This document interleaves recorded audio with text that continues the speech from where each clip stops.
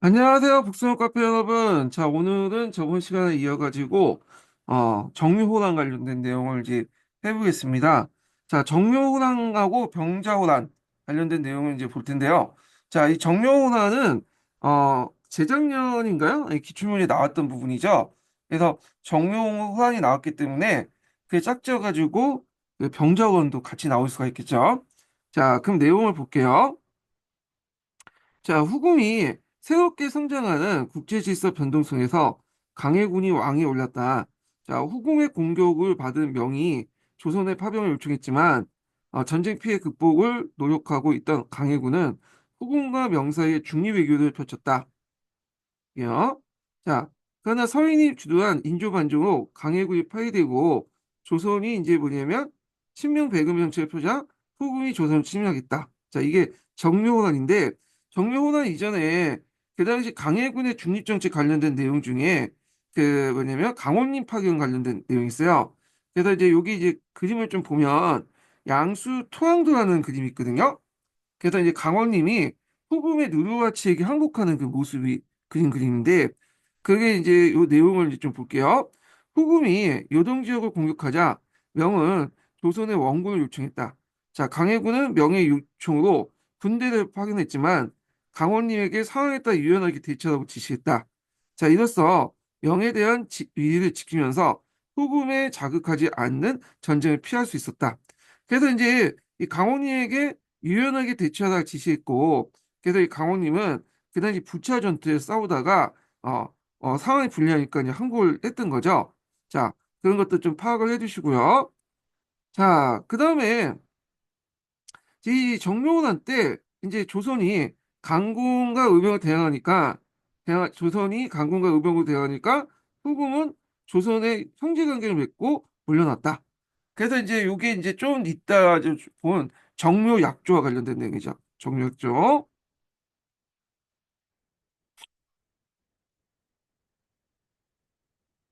자, 후금은 나라 이름을 청으로 바꾼 뒤에 조선의 군신 강을 요구했는데 조선에서 청에 하친하자 맺자는 주한론과 맞서 싸우자는 주존론이 대립하였다. 자, 조정의 의견이 주존론을 기울며 청의 요구를 거절하자 청은 조선을 침략했다. 자, 인조는 남한산성에 피난하여 항전했지만 결국 삼전도에서 항복했고 소현세자를 비롯해서 많은 관리와 백성이 청으로 끌려갔다. 네, 이렇게 이제 있어요. 자, 이 부분을 이제 푸셈에서 한번 읽어보겠습니다. 자, 푸셈 몇 페이지 펴보시냐면요. 316페이지 펴보세요. 자, 여기 병자호란 관련된 내용을 볼게요. 자, 외단 중에 명예 세력에서 벗어난 여진족은 강대한 세력으로 성장하여 마침내 후궁을 건국하고 명을 압박했다. 자, 이때 조선에서 선조 뒤를 이어 즉위한 강해군이 내정과 외교에서 훌륭한 솜씨를 발휘하고 있었다. 자, 그는 주자학적인 살림 정치가 부국 강경에 무력하다고 보고 북인을 등용한 정통 주작을 비판한 가운데 자, 이 북인이라고 하는데 이때 북인은 여러분도 알다시피 대북이죠. 자, 그래서 이제 비판한 가운데 선각과 무기를 수리하고 군사훈련 강화한 한편 전쟁 후 피폐된 산업을 재건하고 국가 수입을 확대하기 양전사업과 호적 정리를 실시했다.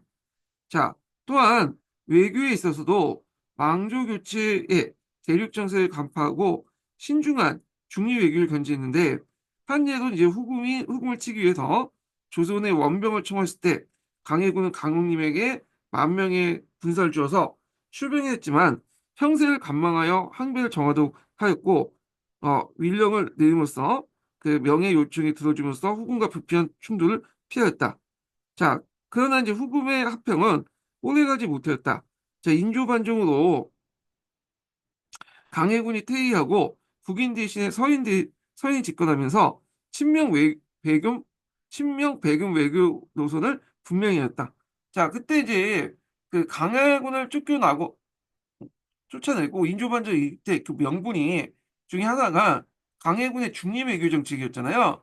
자, 그러니까 이제 이거에 대한 그 반발로 이제 뭐냐면 그 인조 정권 같은 경우에는 친명 배금 정책을 했다. 이렇게 이제 보시면 되겠습니다. 자, 당시 후금은 명장, 모문영, 이 철새 가도에 주둔하면서 요동 지역의 회복을 깨하고 있었는데, 깨하고 있었는데, 다시 할게요. 당시 후금은 명장, 모문영이 철새 가도에 주둔하여 그 당시 요동 지역의 회복을 깨하는 데 대해서 위협을 느끼고 있었는데, 자, 조선은 이러한 태도는 그들의 신경을 더욱 자극하기 충분했다. 이렇게 있죠. 자, 정용화의 배경이 크게 이제 두 가지를 볼 수 있는데, 앞에서 말하는 조선의 외교 노선 변화죠.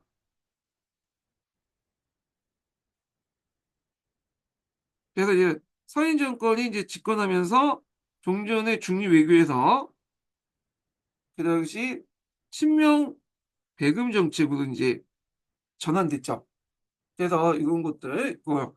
두 번째가 이제 지금 언급하고 있는 그 모문영의 가도 주둔이에요.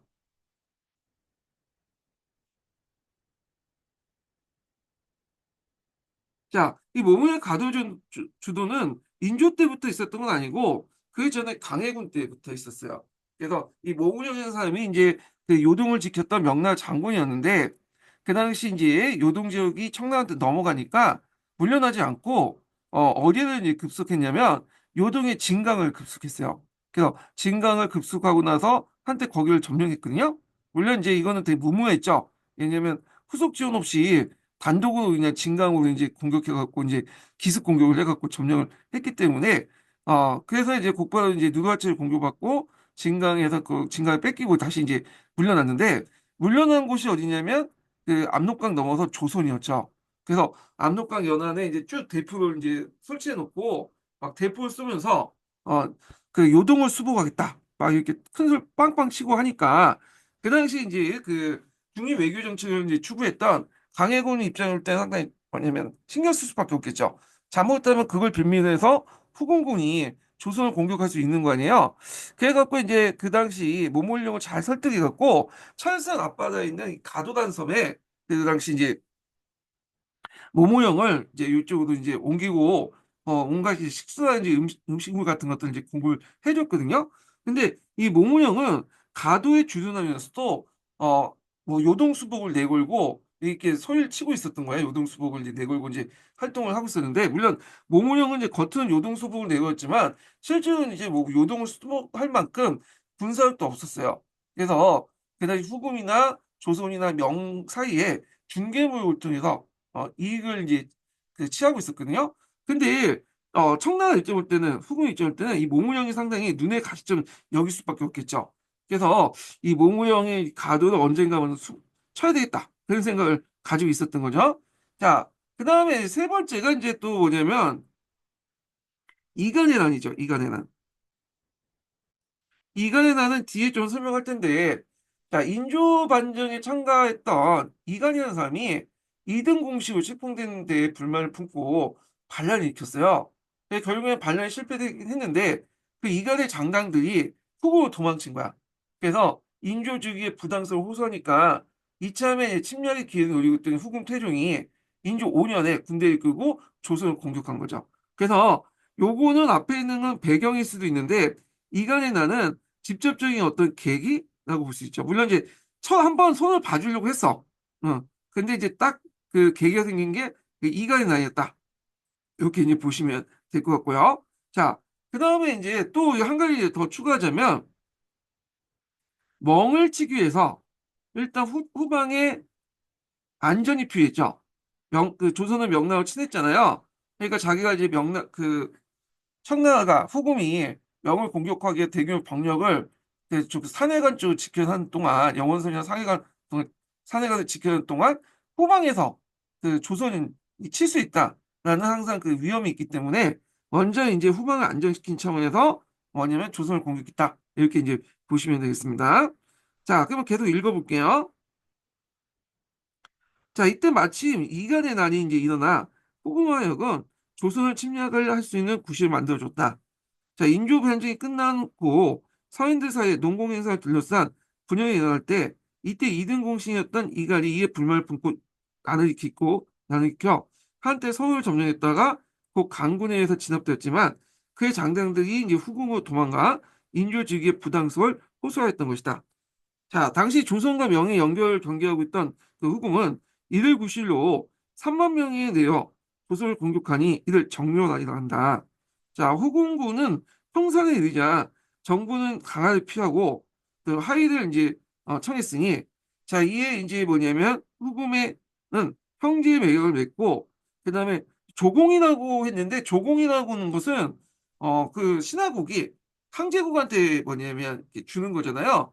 엄밀한 조공 아니에요. 이건 아직까지 형제 관계였으니까 세패라고 볼 수 있죠. 그래서 세패가 그 다음에 국경에서 간무역을 조건으로 철군했다 이렇게 있죠.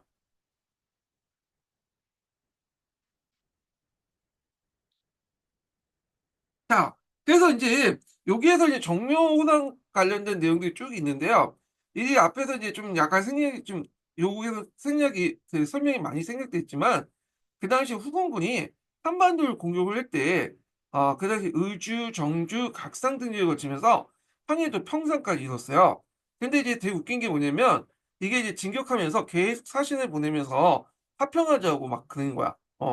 그래갖고 이제 인조는 이제 강화도를 피난하면서 하평 교습을 해가지고 결국에는 하평을 하게 됐거든요. 그래서 이 정명호란은 뭐냐면 병자호를 좀 대비할 수 있는 게 뭐냐면, 정명호란에서 끌고 온 병력들이 한 3만 명밖에 안 됐고요.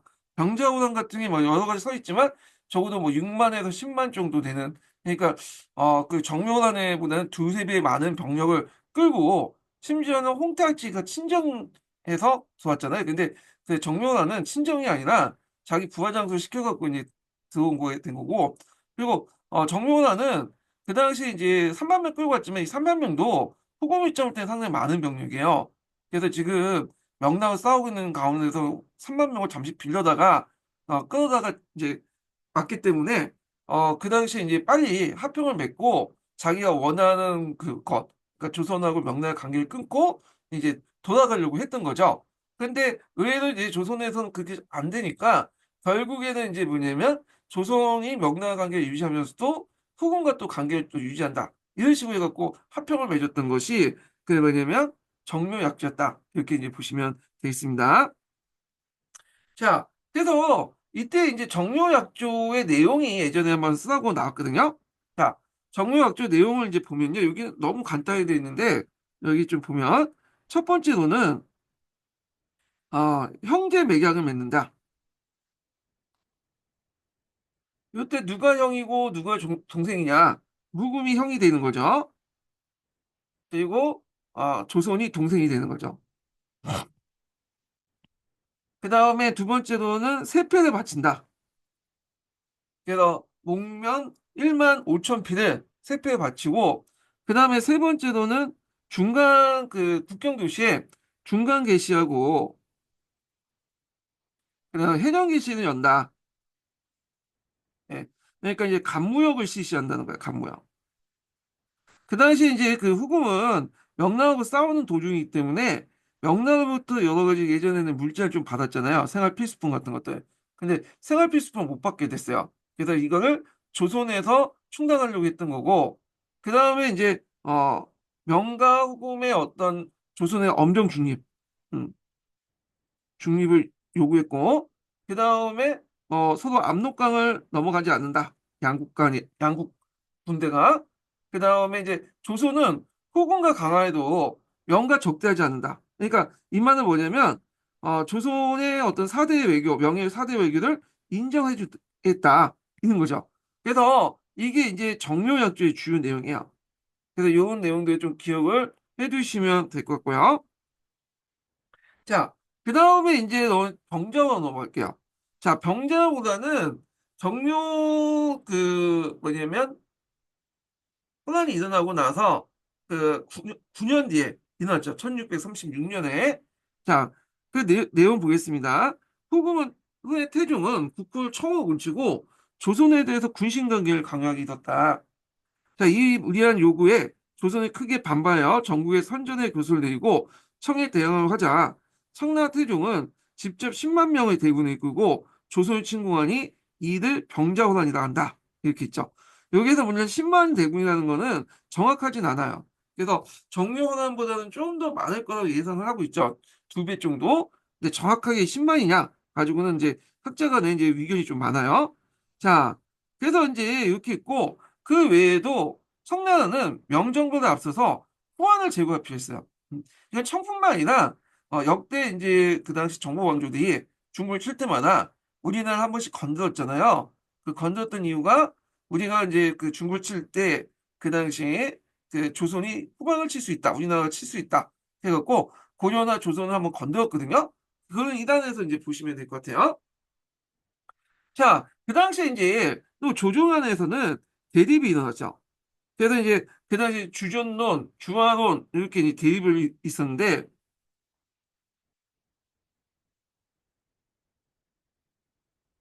자, 이 주전론이라는 것은 뭐냐 싸우자는 거잖아요. 그래서 이제 성리학적 명분론에 따라서 모나크에 굴복해서 안 되고 청과 싸우자. 어? 우리가 또 뭐냐 제조지은의 은혜도 있는데 이건 있을 수 없다. 명을 배신하고 청을 따른다는 건. 그래갖고 그때 뭐 사막사로서 유명했던 그 윤집이나 오달재, 홍익한 뭐 그런 사람도 있고 그다음에 김상현 이런 사람이 이제 뭐냐 주전론자들이고요. 자, 이에 반해 주한우는 뭐냐면 전쟁을 피하고 외교적인 교섭을 통해 문제를 해결하자라는 거야. 그래서 여기가 이제 가치 외교를 이제 추구한 반면에 이쪽은 이제 실리 외교를 추구했던 사람들인데 자, 요게 이제 그 주한 원자들 보면 인조반정을 주도했던 뭐 최명길이나 이기나 홍성공 같은 그 공신들이 주장을 했던 거예요. 그래서 예전에는 뭐 이 주전론과 관련돼 갖고 08년 기출문제 나왔죠. 그때 이제 500년 전에 금나라가 이제 4대 욕을 했을 때 그 당시 이제 이자겸은 그 받아들였잖아요. 예. 그래서 형사회적 사대론에 따라서 받아들였는데 이에 반해 500년 후에 똑같은 상황에서 그 당시 조선 정부는 거부했죠. 성리학적 명분론에 따라서 결국에는 이제 뭐냐면 침략을 받았던 거죠. 예. 자, 그래서 요 관련된 내용이 이제 시험 문제 나왔으니까 좀 기억을 해주시고요. 그 당시에는 주전론이 대세였어요. 이 주전론. 그래갖고 이제 이런 것들. 그래서 주전론을 기울여서 총의 요구를 거부하고 교전의 교서를 이제 내리게 되는 거죠.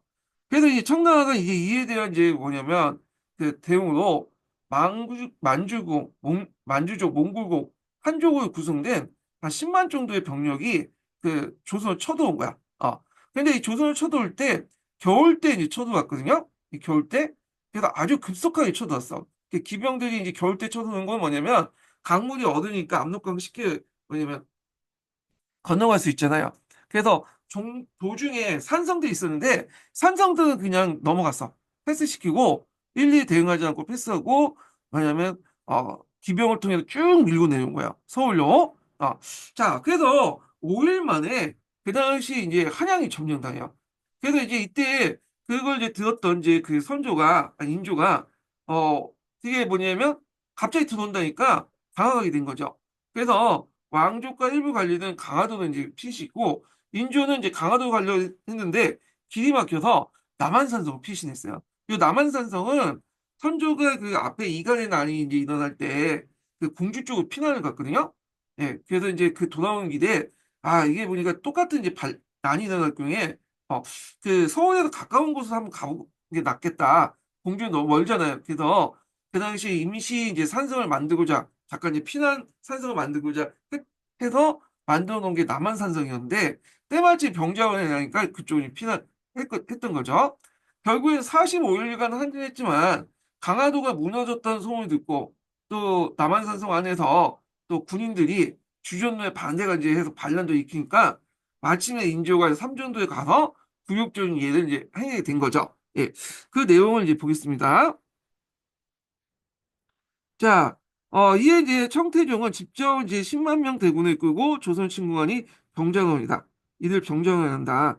자, 청군이 서울을 육박하자 왕족과 일부 관리들은 다시 강화로 피난하고 인조는 기대 막혀서 남한산성에 들어가 항쟁을 했다.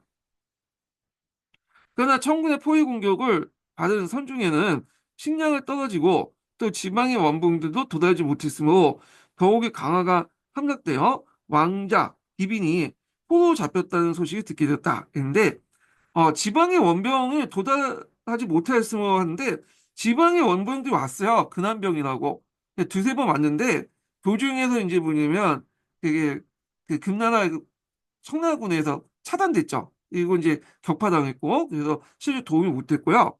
그다음 강화도가 함락됐는데 강화도가 이제 쉽게 함락될 수 있었던 이유가 뭐냐면 그 당시 이제 그 청나라는 자체적인 수군을 가지고 있었어요. 그래서 이때 이제 그 청나라가 등장하고 나서 그 당시 이제 그 앞에서 얘기한 강화도에 있는 모문영이 강화도한다. 그 아까 이제 모문영 있죠? 가도에 있는 모문영이 원숭아에게 죽게 돼요.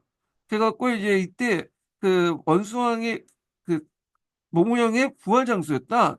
그 사람들이 청나라 많이 투항에 들어가거든요. 그래서 그 중에 한 명이 이제 공유덕이나 공중명, 공유덕이라든지 경중명이라든지 이런 사람들인데 이 사람들이 이제 뭘 가지고 있었냐면 홍위포하고 수군을 가지고 있었던 거야. 그래갖고 이 수군이 이제 그 명나라 예전에 그 명나라 장수들 항복한 그 명나라 명나라 군대들이죠. 그래서 항복한 명나라 군대들이 구성된 이 수군을 바탕으로 강화도를 공격해 들어왔던 거고 또 강화도를 지켰던 그 당시 이제 저기 뭐냐면 사령관이 이제 이름은 이제 잊어먹는데 상당히 무능했어요. 그래서 적군에 대비하지 못하고 그냥 술만 먹고 놀고 그랬거든요. 결국엔 함락당했죠. 예. 자, 그러니까 이제 이해 조정에서는 주저 주안을 비문하다가 결국에는 이제 뭐냐면 거기 지키고 있는 그 병사들이 반란을 일으키고 하니까 어쩔 수 없이 인조가 삼전도에 나가서 항복의 예를 이제 취하게 됐고 이때 이제 뭐냐면 조선은 청의 요구대로 청에 대한 신뢰를 치려고 신뢰라는 것은 이제 상계 구고 도대라고 있죠. 예. 그래서 세 번 엎드리고 그다음에 아홉 번 머리를 박고 그런 것이 있었는데 하여튼 그걸 이제 통해서 신뢰 취하고 조공 약속을 한편 명가에 당교하고 명을 칠 때 원병을 파견할 걸 약속했죠. 결국에는 나중에 명을 칠 때 원병을 파견했죠. 예. 자, 물론 이제 5천 명 정도 파견을 했어. 근데 5천 명 파견했다가 가다니 갑자기 청라에서는 됐다, 이 집으로 돌아가라 해갖고 일단 집으로 돌아가긴 했어요. 그 전에 또 그 뭐냐면 가도에 동강진이 있었는데 그 당시 이제 그 모모영이 죽고 나서도 이 동강진이 계속 있었거든요. 그래서 동강진을 공격할 때 조선군을 동원하기도 했고요. 예, 뭐 이런 것들이 있었다. 자, 또 이 두 왕자가 인질로 잡혔고 소현세자와 복림대군이 잡혀갔죠. 그중에 복림대군이 나중에 호정이 되죠. 그러다 이제 앞에 있었던 주전파 관리를 비롯해 수많은 백성들이 포로로 이제 끌려가는 비운을 겪었다. 그래갖고 이제 이들 피로인이라고 하는데 자 이렇게 했다라는 거죠. 그래서 이렇게 이제 청나라하고 조선 간에 평화의 맹을 맺고 분신관계 체결, 그 다음에 명나라 관계 단절, 그 다음에 명을 칠 때 원군 파병 역습을 했다는 거 좀 기억을 해두시면 되겠습니다. 자, 그 다음에 두 변의 호란으로 청군에게 유린다는 서북지방은 자, 보통 임진왜란 같은 경우는 전국 지역으로 이제 전국에서 이제 전쟁터가 됐는데 뭐 병자호란이나 정모호란 같은 경우에는 좀 약간 이제 뭐 다행인지 모르겠지만 평안도나 항해도, 경기도 지역만 이제 이렇게 이제 피해를 입었고 나머지 지역은 이제 무사했죠. 자, 하여튼 이 지역은 급식하게 이제 서북지방은 극심하게 항폐됐고 소중원을 자처했던 조선의 자존심은 여전히 실추되었다.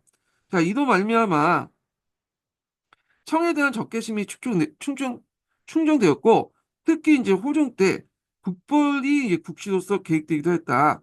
자, 이 정책은 국왕의 친위군과 수도 경비를 군사적으로 강한 데 그치는데 그치고 실현되지는 못했다. 이 부분은 이 국벌론 할 때 좀 다시 얘기할게요. 자, 이에 이제 18세기 후반에 청의 발달된 문화를 수용하자는 북한론이 대두됐다. 그래서 원래는 이제 서인 정권 안에서 국벌론이 이제 했지만 나중에는 이제는 북벌론이 포기되고 북한론이 이제 바뀌게 되죠. 이건 나중에 좀 얘기하고요. 자, 청에 대한 인식의 근본적인 변화가 일어나게 됐으며, 자, 청에 대한 종속 관계는 대한제국이 성립할 때까지 계속됐다. 자, 이때 이제 종속 관계라는 거는 우리가 이제 뭐 식민지 관계는 아니었죠. 그러니까 이제 청이 우리나라에 영향력을 행사하고 우리가 그걸 받아들이는 그런 관계였다. 이렇게 이제 조공채권 관계 정도 생각하시면 되겠습니다. 자, 그래서 이제 이렇게 해서 한번 좀 정리를 해봤고요. 자, 그러면 이제 요 관련된 내용을 이제 그 한 통에서 한번 읽고 관련된 내용을 시민한국사 포샘에서 한번 찾아서 보겠습니다.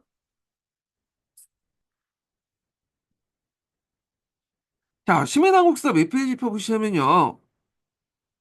435페이지 펴보세요. 자, 정명원안과 병자호란 부분을 보겠습니다. 자, 1627년 후금은 3만 명의 병력을 이끌고 조선 침략했다.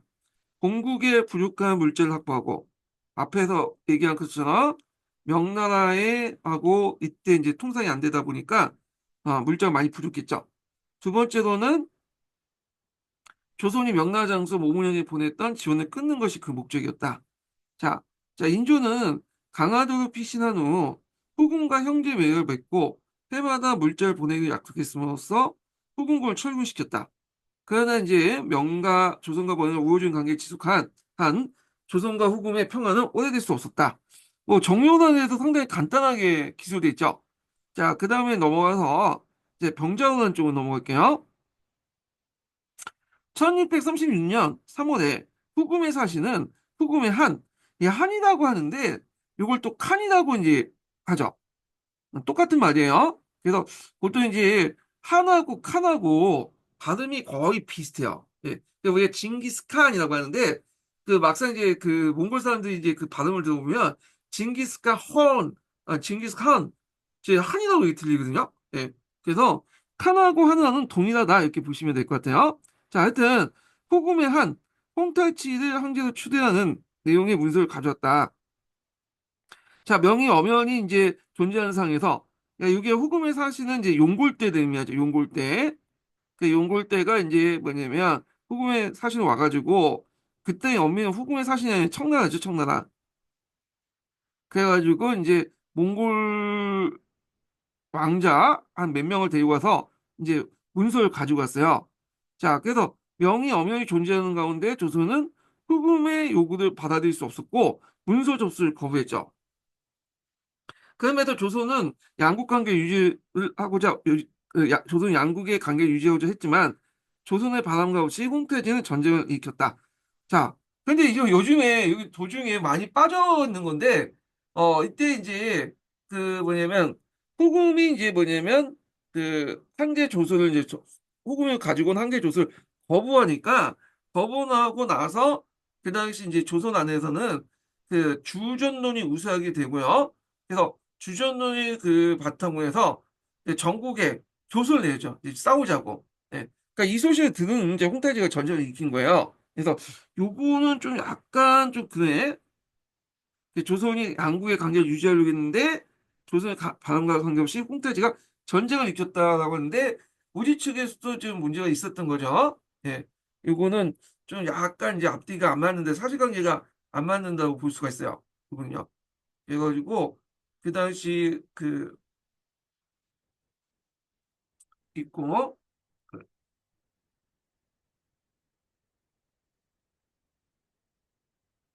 그래서 이제 조선이 크게 반발 정부의 선종 교수를 내리니라는 말이 있거든요.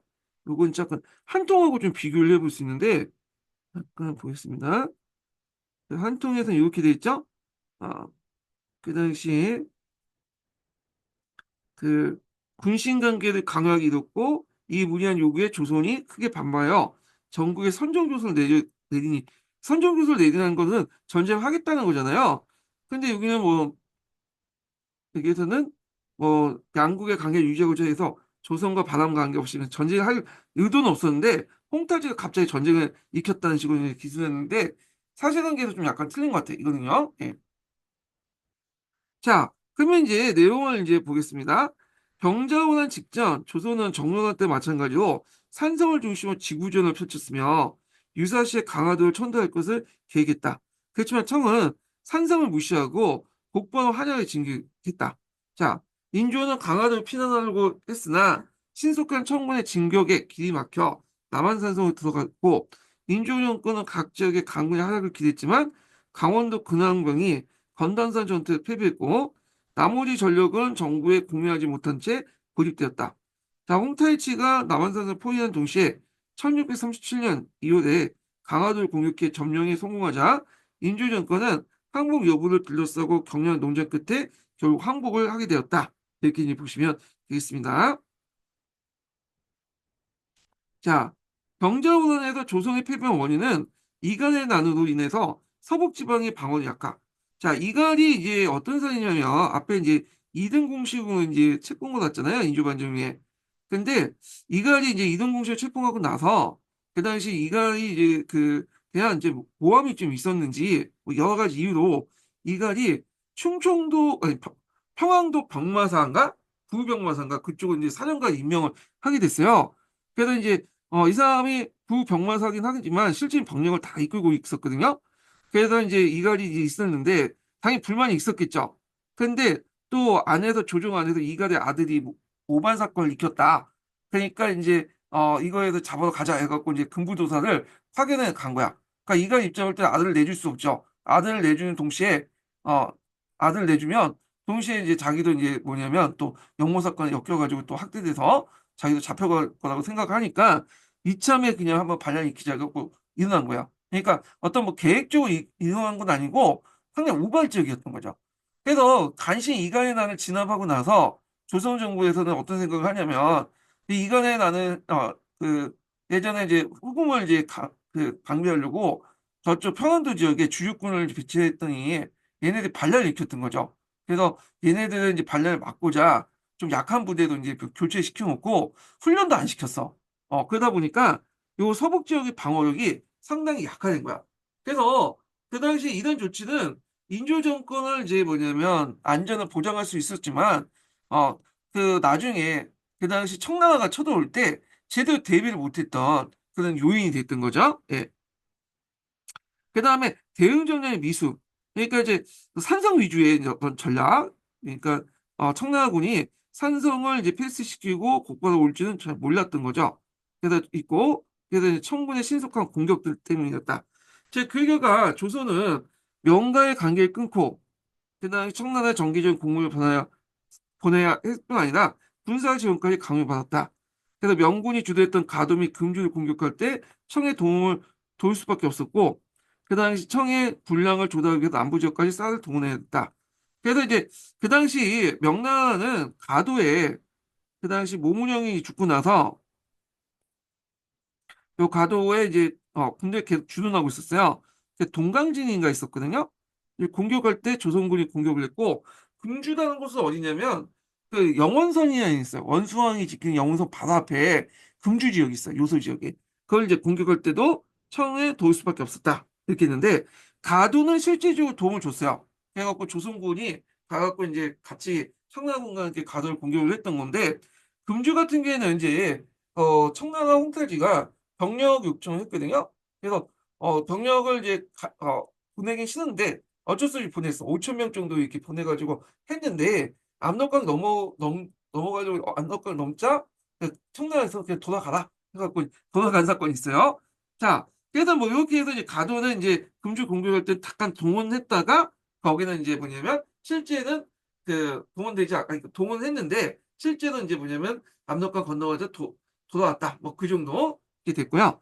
자, 그 다음에 이제 청에 끌려갔던 도망온 조선인들을 청으로 다시 돌리는 문제도 중요한 하나이었다. 이걸 이제 피로인이라고 하죠, 보통. 음. 자, 그래서 그 당시에 이제 청나라 같은 경우에는 노동력이 되게 부족했어요. 그래서 얘네들 원래는 수렵이나 했던 민족들 아니에요. 그러니까 농사를 짓는 게 좀 약간 미숙했거든요. 그러니까 이제 또 이제 명나라하고 교육이 끊기다 보니까 이게 뭐냐 먹고 살 수 있는 농산품이 많이 부족했어요. 그래서 조선인들을 끌고 와가지고 얘네들이 농사를 시키려고 했기 때문에 많이 끌고 갔는데 조선인들이 그 당시 많이 도망갔어요. 그래서 그 당시 홍탈지는 어떤 조치를 했냐면 압록강 넘어서 도망가는 애들은 그러니까 압록강 넘어서 후금의 경계 안에 들어와서 도망가는 애는 무조건 잡아라. 대신에 압록강 넘기 전에 도망간 애들은 이제 어쩔 수 없으니까 그냥 놓아주겠다. 그래서 압록강이 넘고 호금에 넘어와서 이제 했는데도 도망간 애들은 조선에 이제 들어오잖아요. 그럼 조선에서도 호금의 압력 때문에 다시 잡아서 보냈던 거죠. 그래서 조선에서 이 피로인들을 다시 데리고 오려면 막대한 이제 뭐냐면 금을 갖다 바치고 한속금을 바치고 데리고 올 수밖에 없었던 거죠. 예. 자, 하여튼 도망민에 대한 소환에 조선이 소극적 태도를 보이자 그달 청나라에서 사신을 파견해 국왕과 대신들을 엄중히 공개했다. 또한 청은 조선의 왕세자와 대군의 인지를 끌고 왔으며 명백히 청에 적대시한 조선 신하들을 구금 살해하는 등 조선 간의 갈등을 심각한 지경에 이었다. 그래서 이때 이제 사막제나 그다음에 이제 아까 그런 사람들이 이제 잡혀가서 죽게 되죠. 자, 1644년 청이 선행을 넘어 북경을 점령하면은 조선에 대한 압박이 많이 줄어들지만 중국 남부 지역의 명예 후계를 자처한 정권이 존재하는 상황에서 조선과는 완전히 유화 관계를 전환할 수 없었다. 자, 요거는 남명 정권이죠.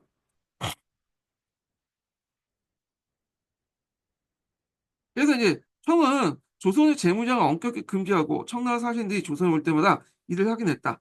또한 청에 적대시한 인물들의 등용을 엄격히 금지하기에 청사신이 조선에 올 때마다 일부 관료들은 단지 그만두고 그 다음에 고향으로 내려가기도 했다라는 거죠. 자, 병자호란 직후만큼은 아니었지만 군사 지원 요청도 있었다. 대표적인 게 이제 호정 때 나선 정부에 관련된 내용이에요. 자, 청은 러시아와의 국경 분쟁 과정에서 조선의 조총수를 요청했고 조선에서 둘째 군대를 파견했는데 이걸 나선 정부죠. 나선은 러시아를 이제 옮겨 싸울 때 이제 나선이라고 하죠. 자, 한편 17세기까지 청은 사실 빈번히 파견했는데 청사신은 황제 대신할 만큼 그 의뢰 문제나 접대 비용에서 조선이 늘 부담을 가질 수밖에 없었다. 자, 병정은 임진왜란에 비해서 극히 짧은 기간에 마무리됐음에도 오랑캐에 간주했던 여진족에게 패배를 하고 조공국은 이제 되었다는 사실로 인해 정치적으로 사상적 파장이 컸고 아울러 항복의 책임을 둘러싸고 정치적 갈등이 잠재돼 있었다. 이렇게 이제 보시면 되겠습니다. 자, 그 다음에 이제 그 후에도 이제 연행사를 이제 파견했죠. 연행사. 그 연행사 파견 관련된 내용을 이제 좀 한번 읽어보겠습니다. 예. 18세기 기점으로 청이 조선에 가했던 압력은 점차 약해졌다.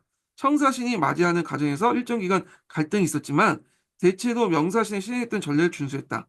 자, 이는 베트남 왕조가 청이 요구한 의뢰에 대해 백년간 문제제기한 상과 사뭇 달랐다. 이에 청에서는 점차 조선의 우호적인 평화관계 어, 우호적으로 평가하고 점차 조선을 우호적으로 평가하고 조선의 적극적인 호응과 청의 패권 항의에 맞물려 양국은 안정적 관계를 유지했다. 그래서 청나라가 등장할 때 초창기 때 병자호란 전후로 갈등 관계가 있었지만 나중에 18세기 들어가면 갈등 관계가 아니라 평화 관계가 유지됐다. 이렇게 보시면 될 것 같아요.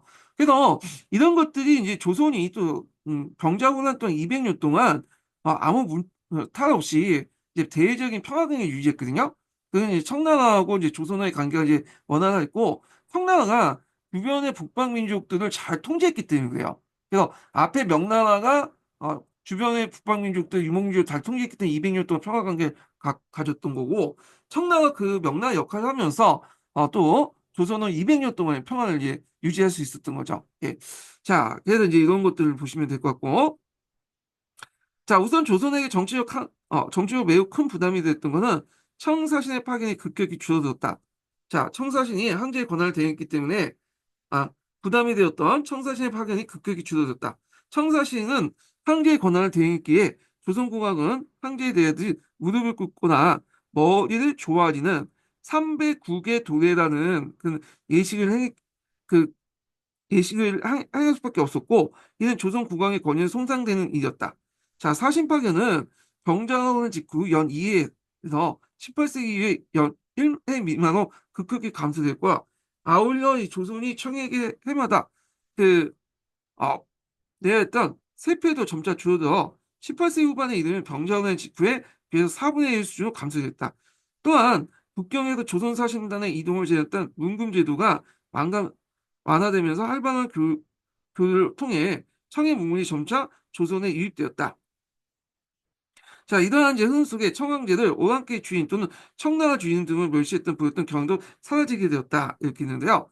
자, 이 당시에 이제 연행사를 파견했죠. 연행사를. 그래서 청나라와 이제 조선 간의 관계에서 조선이 뭐냐면 해마다 또 여러 번 주기적으로 연행사를 파견한 내용이 그 밑에 있죠. 그래서 명나라 때 관계에서는 조천사를 파견했고, 이 당시 이제 조선과 청나라는 그래서 이제 조선은 연행사를 파견했다. 그래서 연행사 파견 관련돼서 이제 내용이 예전에 한번 시험 문제 나왔죠. 연행사 파견하는 과정에서 박지원이 거기에 같이 참여하게 되고 그때 쓴 게 그 유명한 연하일기죠. 연하일기.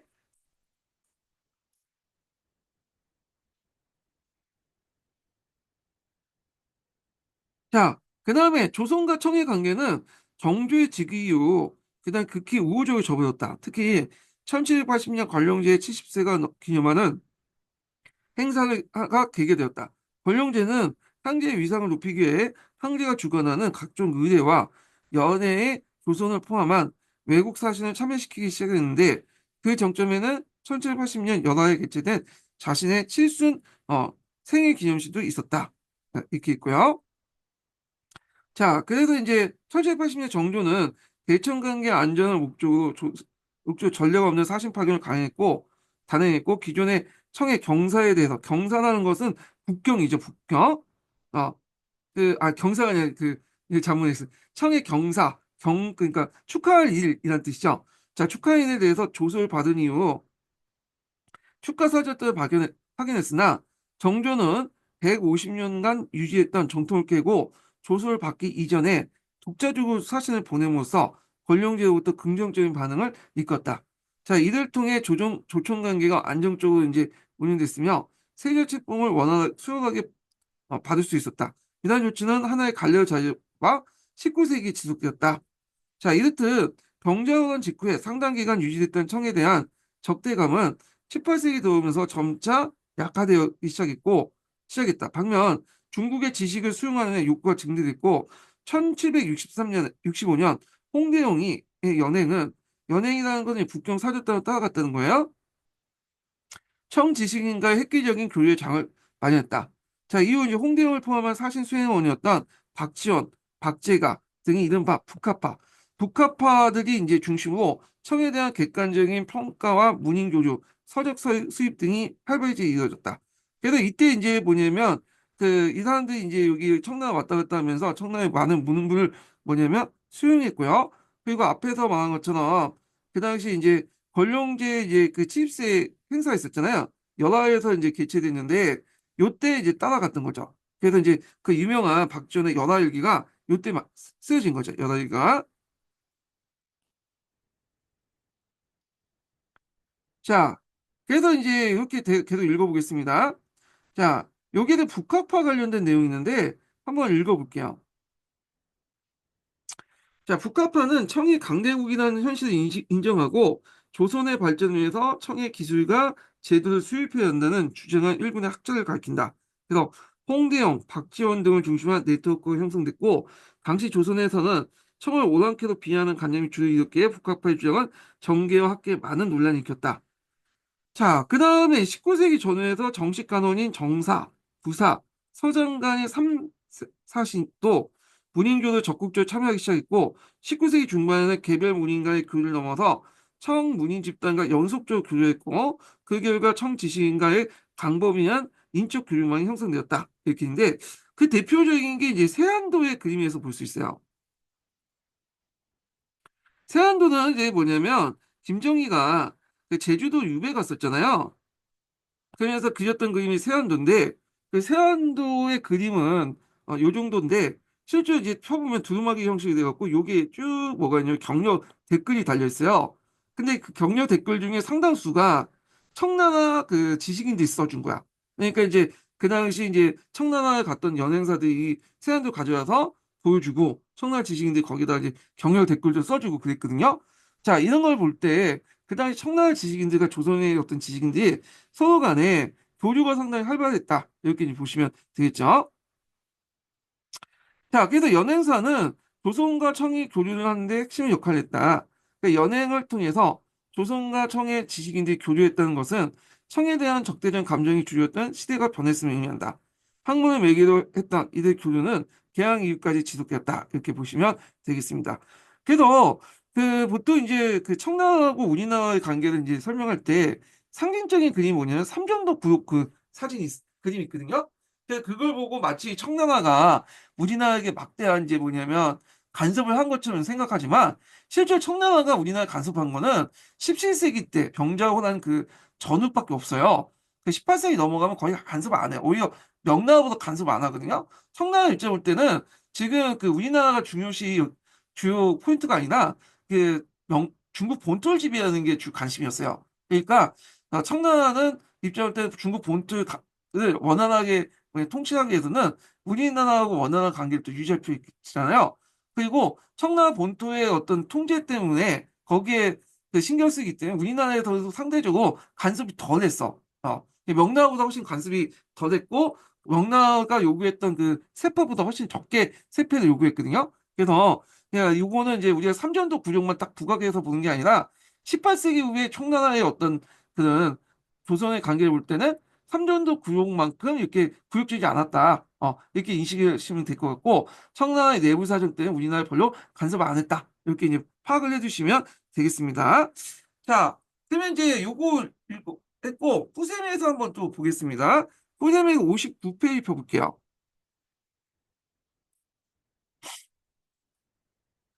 자, 푸셈 59페이지 5권 관련된 내용을 펴보시면 될 것 같아요.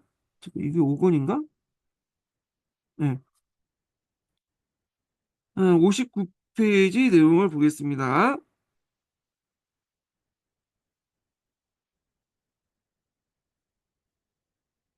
자, 앞에 이제 요거 파견 관련된 내용이 있고 정묘관 관련이니까 62페이지가 있네요. 62페이지 볼게요.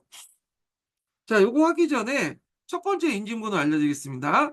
첫 번째 인증번호는 88번입니다. 네, 첫 번째 인증번호 88번이에요.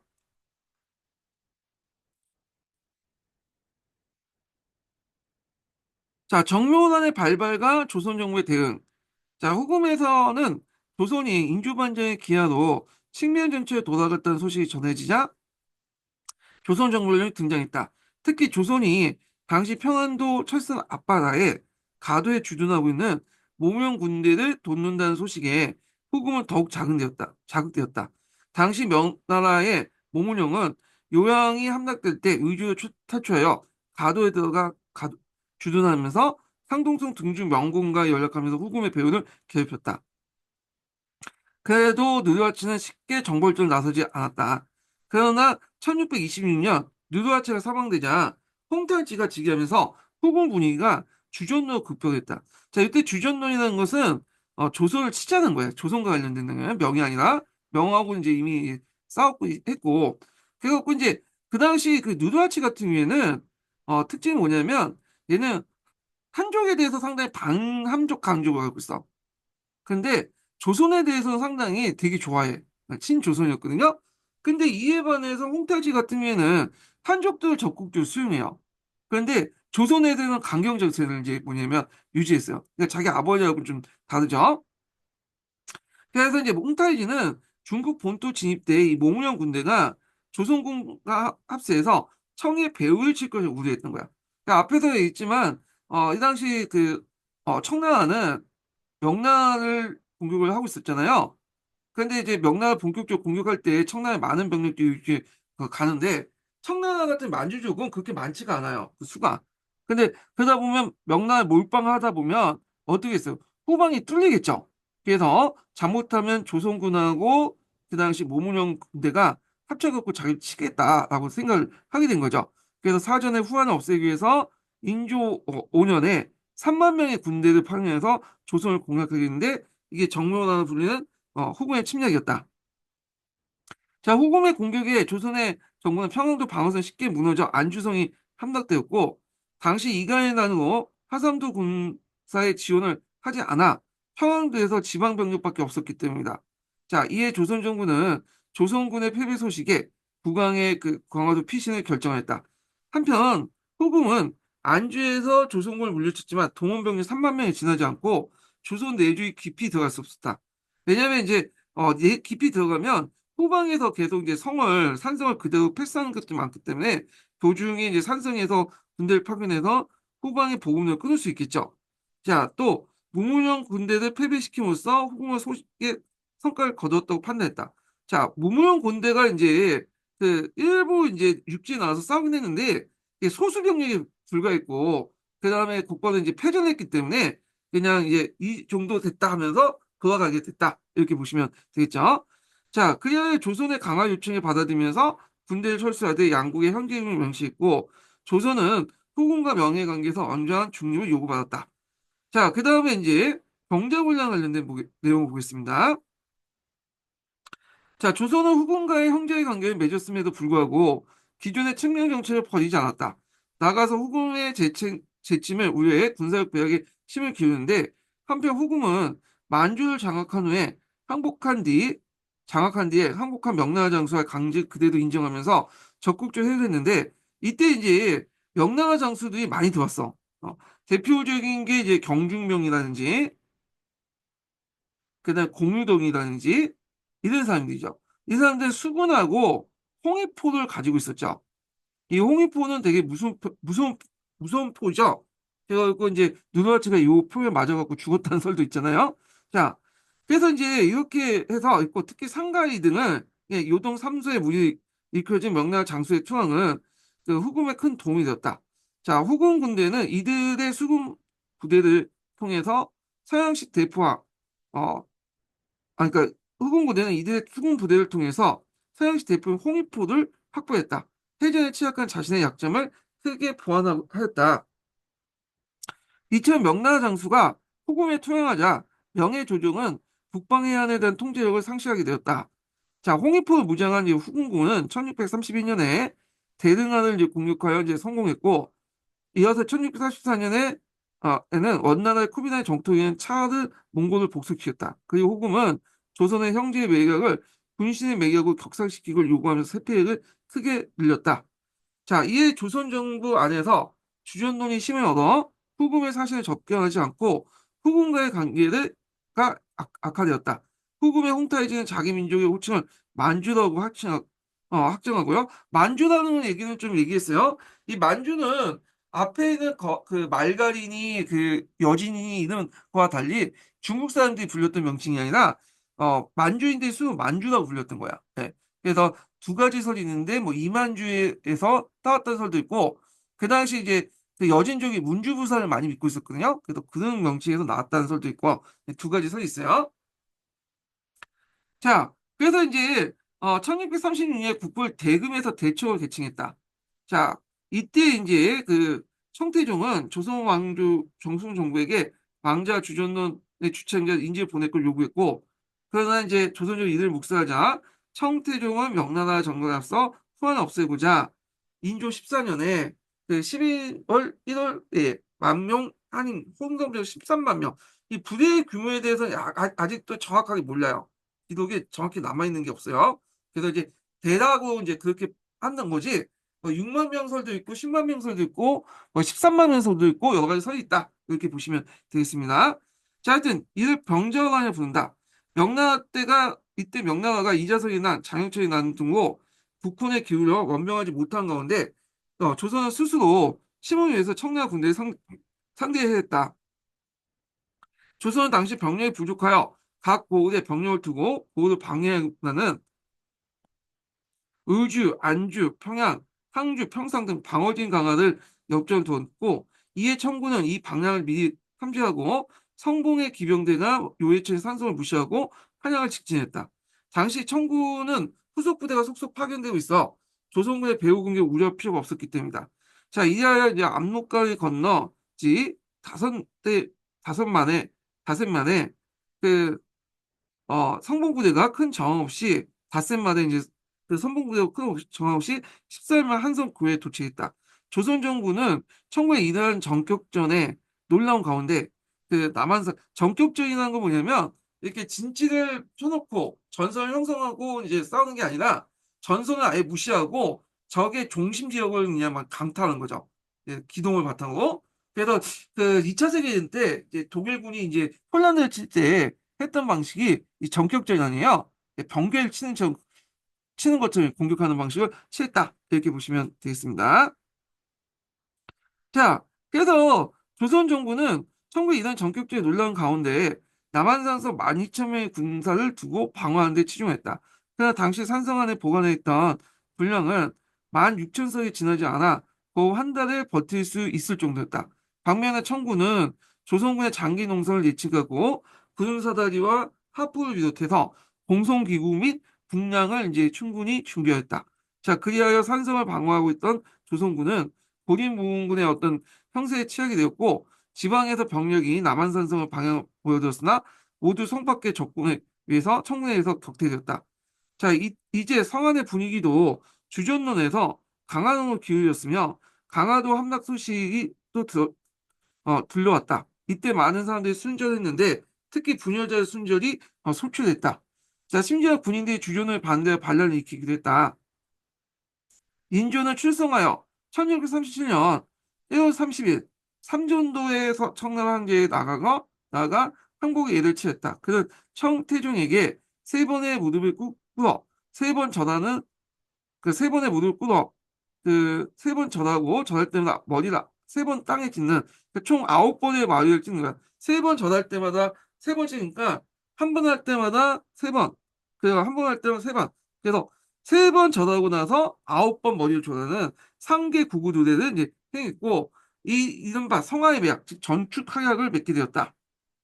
이러한 항례라는 것은 항복한 예식이죠. 그래서 항례는 중국 고대 국음을 재현한 것으로 군신 사이의 복종을 의미했다. 또한 이에 따라 조선은 청에게 명나라에 당교하고 명나라를 칠 때 원병을 파견을 약속했고 조선에 겪었던 이제 치욕은 조선 왕실의 큰 짐이 되었다. 이렇게 했죠. 그걸 이제 상징적으로 보여줄 수 있는 것이 삼전도 비문이야. 삼전도 비문. 그래갖고 지금 이제 이게 청라 요청에서 이제 그 쓴 거거든요. 그래서 한자하고 만주어 글자도 적혀 있는 건데 지금은 이게 다 없어. 마모됐거나 이제 도중에 파헤쳐갖고 없고 요 삼전도비문도 이제 청나라가 있을 때는 좀 유지됐다가 청나라 망한 다음에 어디에서 내팽개치고 어디 굴러다니다가 지금은 이제 석촌호수인가요? 석촌호수 그 옆에 있죠. 원래 거리보다 30m 좀 떨어지는 곳에 있다고 들어 있는데 자, 뭐 그렇게 있고요. 자, 거기는 이제 호란의 후유증과 동아시아 국제질서 대표인데 요 부분은 이제 각자 읽어보시면 될 것 같아요. 예.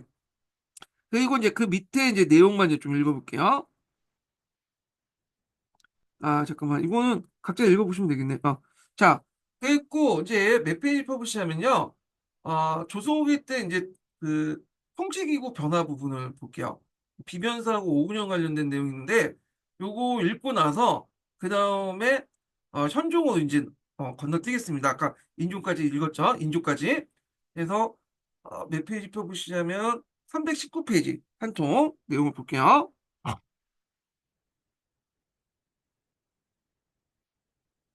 자, 여기 부분을 읽어보겠습니다. 자, 요거는 이제 비변사 관련된 내용인데요. 비변사는 예전에 시험 문제 자주 나왔죠. 그래서 요 부분은 이제 시험 문제 나올 가능성이 많아. 이 비변사 부분 상당히 중요한 부분이거든요. 예. 그래서 지금까지 세네 번 나왔나? 비변사 관련돼서. 예. 그래서 이제 좀 보겠습니다. 자, 여기 보면 이제 통치기구 번화 보겠습니다. 자, 국초에 정비되었던 조선의 정치 군사 제도는 15세기 후반부터 해이해지다가 외난과 호난을 겪으면서 대대적인 개편을 맞이하게 됐다. 17세기부터 조선은 모든 면에서 모든 면에 걸쳐 양반 체제가 이제 개편되었고 새로운 시대인 후기로 접어들게 됐다. 정치 기구에 있어서 비변사 기능이 확대되고 그다음에 군사 제도에 있어서 새로운 오군영 체제가 갖추어지게 되었다. 이렇게 했죠. 자, 어, 비변사가 만들어졌던 이유가 뭐냐면 변방에 방배된 긴급한 일을 있을 때 대신가 그 병방의 일을 잘하는 대상들이 한 자리에 모여서 계책을 세우기 위해서 만들었죠. 그래서 그때 이제 중종 때 만들어졌잖아요. 삼포 외단의 계기로. 자, 그런데 이제 을묘외변 때 외변이 자주 일어나니까 이게 이제 독립간섭이 만들어지고 인조를 안 할 때, 윈제라는 이제 병방 문제와 관련된 거잖아요. 그러니까 이때 이제 뭐냐면, 그, 인조에게도 위교 집행기구가 돼요. 그래서 외랑 관련된 논의를 할 때, 그 당시 뭐 군사 문제 외에도 외교, 그다음 재정 이런 걸 같이 논하게 되면서 또 임진왜란 계기에서 최고 의결 집행기구가 되었다는 거. 그런 것들 좀 기억을 해두시면 되겠습니다. 그럼 이제 내용 볼게요. 자, 비변사는 원래 병경의 방비를 위해서 중종 때 설치된 기구로서 점차 국무를 총괄할 정도 확대, 갔는데 임진왜란이 당하자 이 기구가 전쟁 수행을 위해서 문무고간의 협의기구로 변질되어 서정 일반까지 처결하였다.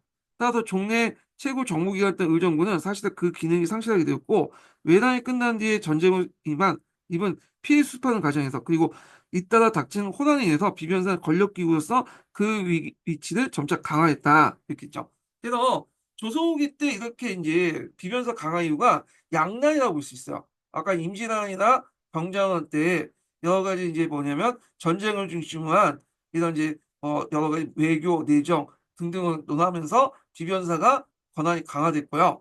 그 다음에 또 비변사가 조선후기 때 강화된 이유가 뭐냐면 사회변동에 능동적으로 대처할 수 있다는 거야.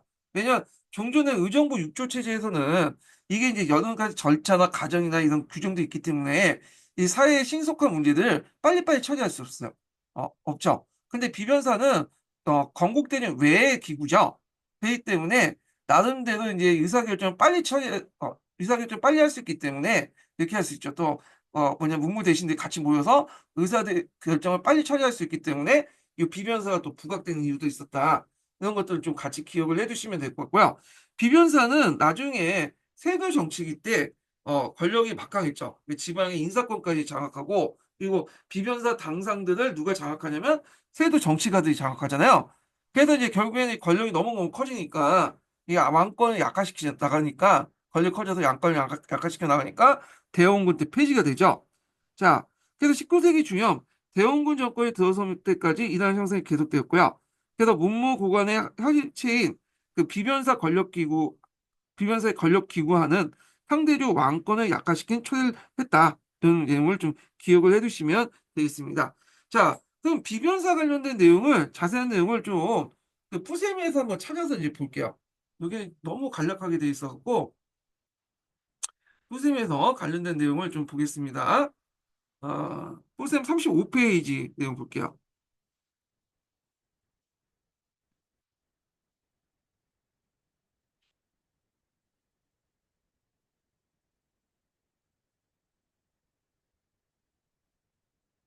자, 통치기구의 변천과 비변사 설치 내용을 보겠습니다. 자, 건국 직후 조선 왕조는 재상을 중시한 정무를 수행하고 국가 정책을 결정하는 통치 체제를 채택했다. 그래서 이게 정조 2년에는 고려의 최고 정무기관 독평의사를 개편하여 설치한 의정부, 태종 원년에 문화부 협파되자 그 기능까지 흡수해 의정부는 최고 다시 읽을게요. 예.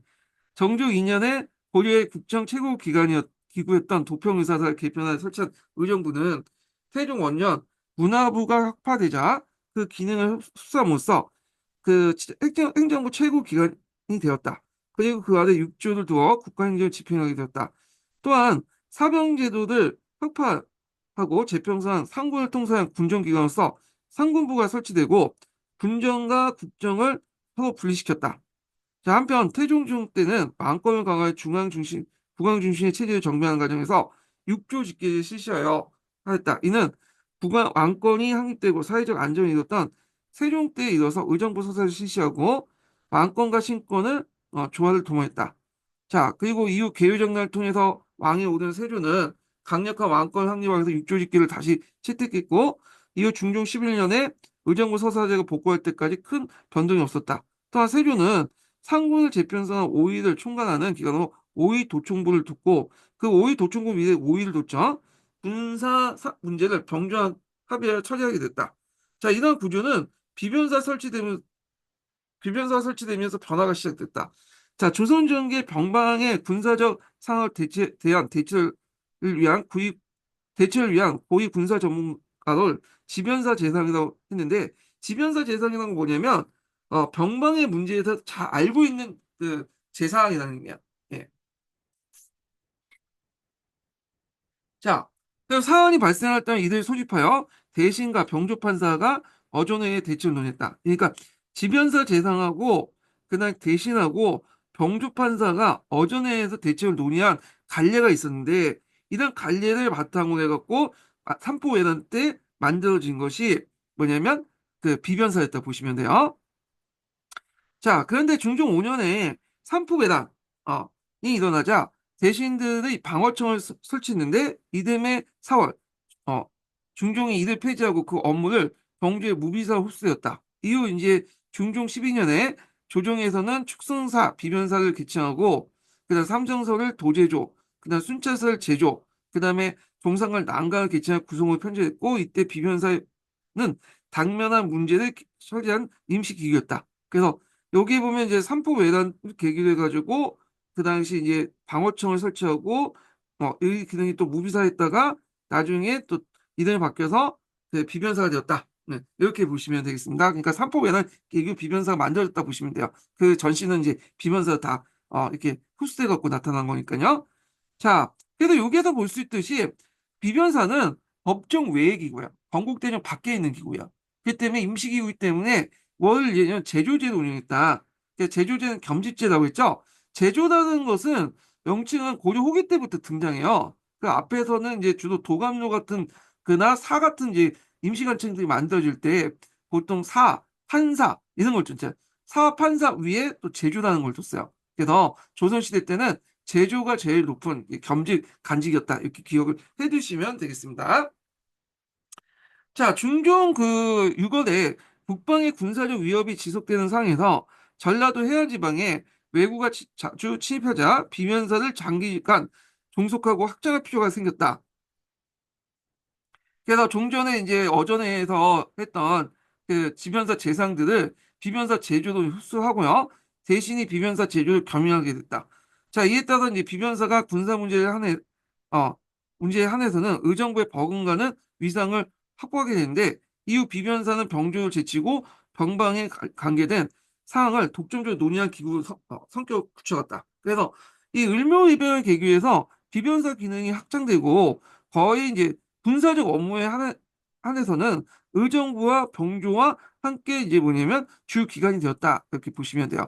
그래서 교과서는 이걸 비변사가 상사가 되었다 이렇게 이제 보고 있죠. 자, 비변사 상사가 되는 게 아니라 비변사의 기능이 좀 강화됐고 비변사 상사는 을묘외변 때죠. 이건 아직 중종 때니까. 예. 그래서 중종 17년에 그는 비변사 권한 강화 내용이 있었다 이렇게 기억을 해두시면 되고요. 자. 비변사가 정리된 것이 이제 여기 을묘외변 관련된 내용을 이제 보겠습니다. 그래서 을묘외변 전후로 해가지고 그다음 비변사가 이제 뭐냐면 상사와 관련된 내용이 있어요.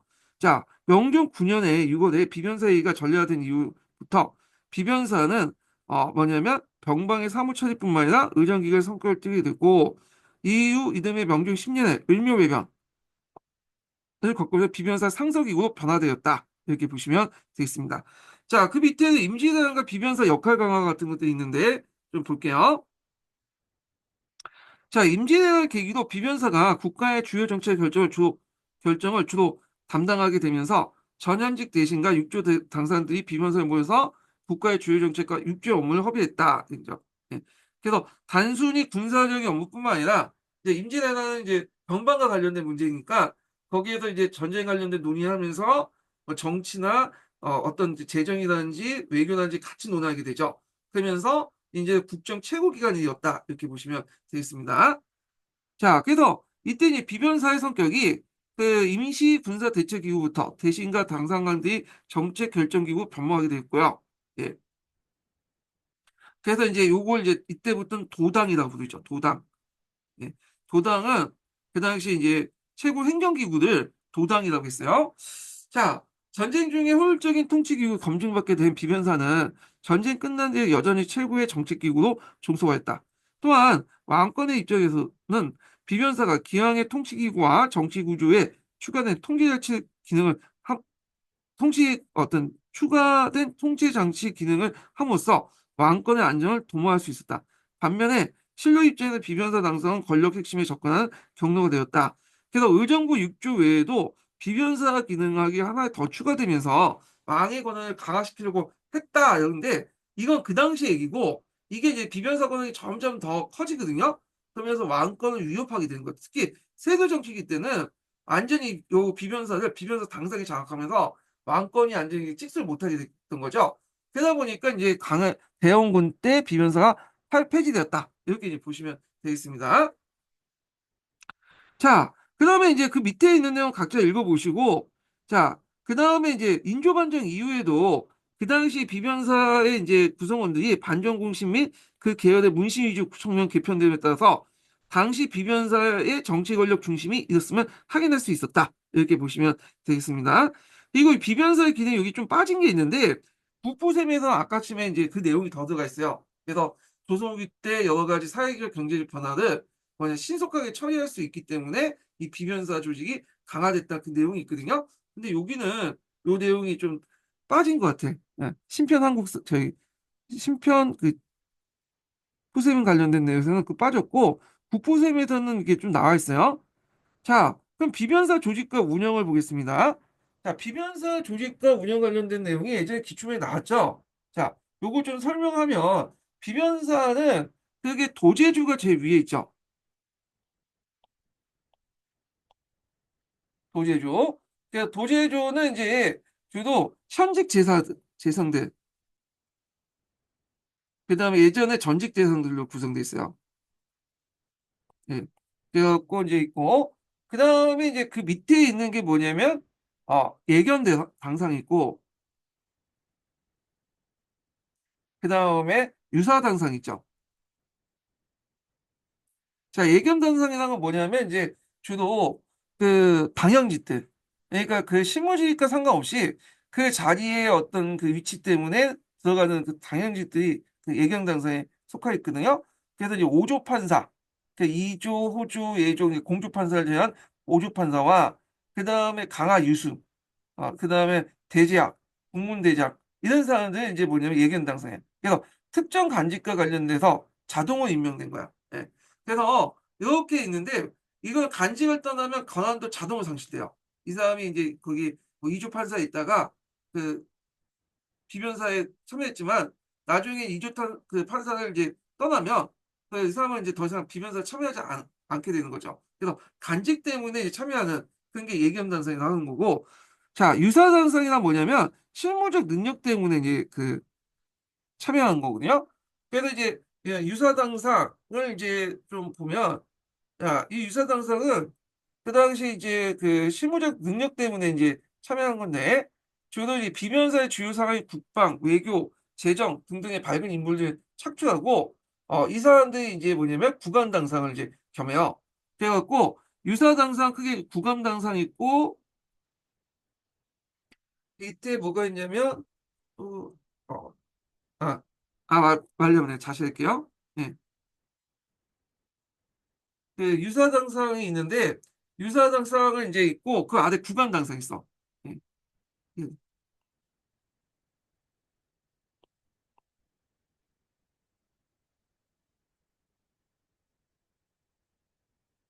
그 얘네들은 이제 뭐냐면 그 실무적인 어떤 업무 때문에 이제 착출된 인물들을 이제 뭐냐면 얘기한다는 거.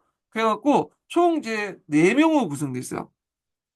네명으로 국방, 외교, 재정 등등 해가지고 이렇게 있고 이들 중 일부가 이 구간 당상을 겸직한 사람도 있어요. 이렇게. 그래서 이제 보면 이게 이제 그 확립된 것이 뭐냐면 이제 팔도 구강 당상 때 이제 확립됐죠. 이 제도가.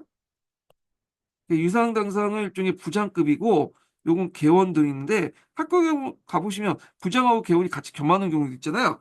그래서 유상 당상 중에 국왕당을 겸하는 게 있어. 그래서 팔도 국왕당상 내용을 이렇게 기준을 보면 팔도마다 한 명의 국왕당상이 있어요. 그리고 그걸 이제 두 개로 묶어서 유상 당상을 두죠.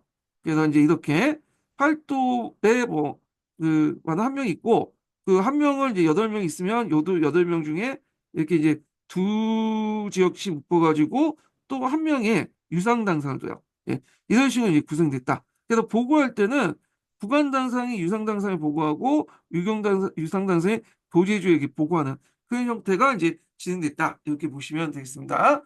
그래서 이제 다시 이제 분류하면 성격상 분류해서 예견당상하고 전인당상을 나누고요. 예견당상은 특정 간직에 관련돼 갖고 자동 임명하는 그 당상이고 전인 당상은 이제 뭐냐면 실무적 능력 때문에 이제 임명한 거야. 이 사람들은 이제 여기 자기 그 간직에 떠나면 더 이상 참여하지 않지만 이 사람 간직 여부 상관없이 자신의 실무적 능력 때문에 참여했던 전인 당상이 있고 전인 당상은 또 유상 당상과 구강 당상을 나누고요. 유상당상은 이제 좀 부장급으로 4명 쪽으로 구성되어 있고, 구강당상은 각 도마다 한 도씩 맡아고 실무적 업무를 담당한 그 당상이 구강당상이다. 그래서 이 유상당상 중에 구강당상은 겸직한 사람도 있다. 그래서 구강당상이 8명인데 반해서 유상당상은 4명이고, 그러니까 한 명씩 2개의 어떤 구강당상을 총지휘한다. 그러니까 부장급이다. 이렇게 기억을 해두시면 되겠습니다. 자, 그 관련된 내용은 이제 좀 쉬었다가 또 진행을 해볼까 합니다. 예.